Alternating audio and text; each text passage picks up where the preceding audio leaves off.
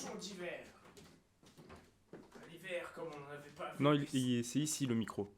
Là, tu parles. Ah ok, j'arrive. Je savais pas.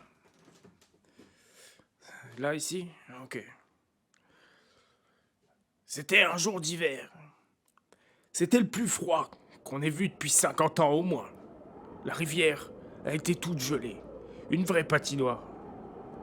Moi, je suis un pirate. Et on n'a jamais vu un pirate naviguer sur une patinoire. Alors j'ai pris mon galion et je suis allé faire comme ils font dans le Grand Nord. Briser la glace. Je vous ai raconté la fois où on cherchait un petit navire à se mettre Non, sous mais la c'est dent. bon, et on connaît, papy. Alors je me suis mis à l'avant du bateau, à la proue, oui. Et avec ma hache d'abordage, j'ai commencé à frapper. Encore et encore pour briser la glace. Pour me faire un chemin. Parce que c'est pas 3 glaçons qui vont me stopper. Hein. Les glaçons, c'est pour le rhum, pas pour les rivières. Et mon rhum, justement, il était de l'autre côté. Alors fallait bien que je traverse, merde. J'ai toujours traversé en bateau. J'allais pas m'arrêter pour 20 centimètres de glace. Alors j'ai frappé. Et puis j'ai perdu l'équilibre et forcément je suis tombé. Sous la glace. Le courant il était fort. Tellement puissant que j'arrivais pas à remonter. De toute façon avec la glace, je serais pas allé bien loin. Et à un moment il y avait des rapides. Il y avait plus de glace. Alors j'ai pu prendre une respiration. Puis je me suis fracassé le crâne contre un rocher. Et je me suis agrippé. Quand j'ai réussi à m'extraire de l'eau après avoir lutté contre le courant pendant des heures, je voyais plus rien. J'avais du sang plein les yeux, les oreilles pleines de bourdons. Je tenais à peine debout. Et c'est là que je l'ai vu.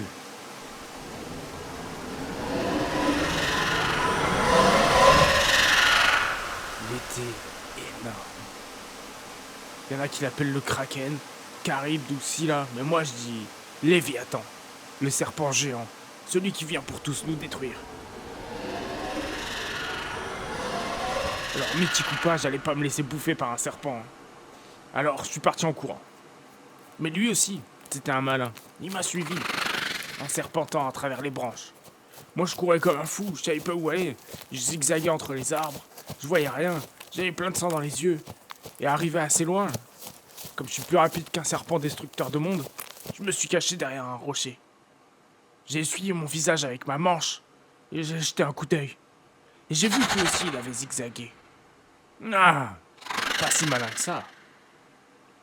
Les pirates et les marins, c'est presque pareil, vous savez. Enfin, pas tellement, mais bref. Je connais tous les nœuds, moi. Tous. Alors j'ai glissé de l'autre côté du rocher, je suis redescendu vers la rivière. L'autre malin, il m'a suivi. Il avait bien compris qu'elle était le dernier rempart à la destruction du monde. Moi, le gardien des méandres du Lot, le pourfendeur de corsaires, le pirate qui a parcouru l'intégralité des cette mer. Un coup à droite, un autre au-dessus, puis un en dessous et un à gauche, et hop, un serpent géant cabestant entre les arbres. Fallait le voir, lui, la tête coincée sous lui-même. Il faisait pas trop le fier, le pourfendeur de monde. Alors je me suis avancé, avec une grosse pierre et un peu de temps, je finirais bien par l'avoir. Mais il n'était pas du genre à abandonner si vite. Alors que j'allais donner le premier coup, il m'a craché son venin dessus, en plein dans l'œil. Et c'est ce jour-là que j'ai perdu mon premier œil, mon préféré. Quand je suis rentré au village, j'étais pas beau à voir. Et les autres, les terriens, ceux du village, ils sont toujours curieux. Alors, ceux que j'ai croisés, ils m'ont demandé ce que j'avais fait.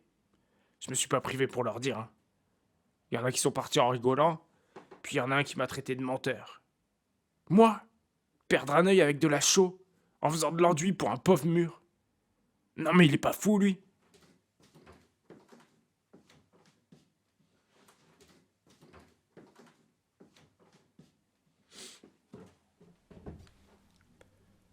Ben, voilà, j'ai fini. C'est gentil d'être passé en tout cas. Euh, Tu veux boire un truc? Il y a du rhum. Ou une tisane plutôt. Une tisane, ça ira, merci.